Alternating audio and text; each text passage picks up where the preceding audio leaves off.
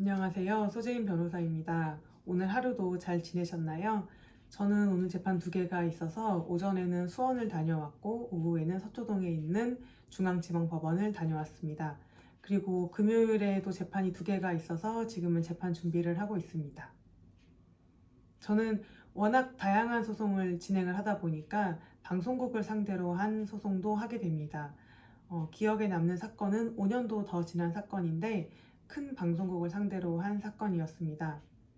부모님의 재산을 가지고 형제간의 다툼이 벌어졌는데 저희 의뢰인을 폐륜하러 몰고 가는 그런 방송의 제작이 시작이 되었습니다.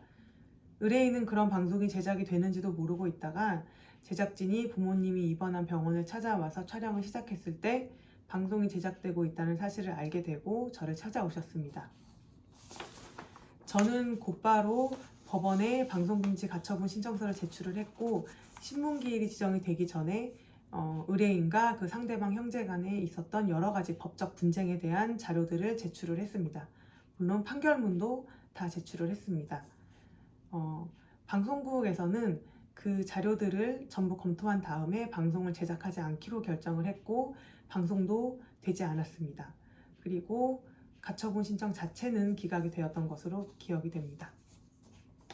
실화를 토대로 방송을 제작할 때 제작진 분들께서 주의를 해주셨으면 하는 그런 부분이 있습니다. 가족 간 분쟁, 특히 가족 간 재산 분쟁에 있어서는 가족의 어느 한쪽을 악마화하는 그런 제보가 있더라도 제보자의 신빙성을 좀 상세하게 검토를 해주시면 어떨까 합니다.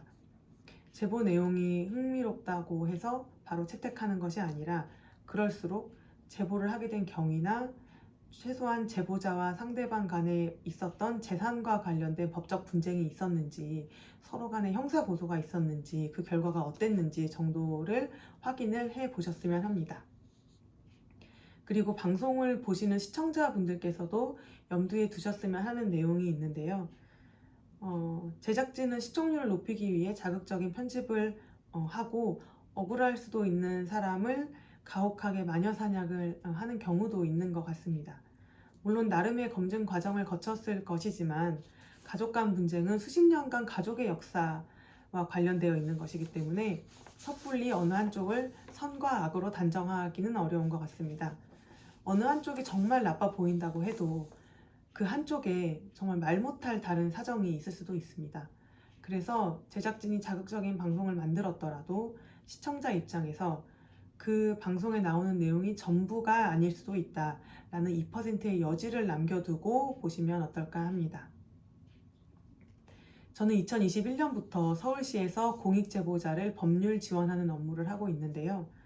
대부분의 경우는 공익제보의 필요성이 있어서 제보를 하시는 경우이고 공익제보를 대리하고 있지만 아주 드물게 제보의 목적이 공익이 아니라 사익인 것 같다는 그런 느낌을 받는 경우가 있습니다.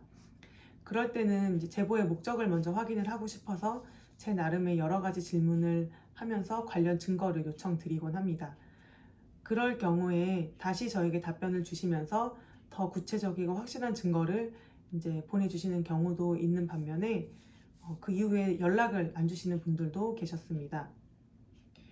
물론 연락을 안 주시게 된 이유가 제가 부족한 경우이고 잘 몰라서 그런 질문을 하게 되었다고 생각을 하셨을 수도 있었겠지만 제보자의 목적이 공익이 아니었을 수도 있었겠다라는 그런 생각을 해보기도 했습니다. 오늘 하루도 고생 많으셨습니다. 내일 또 뵙겠습니다.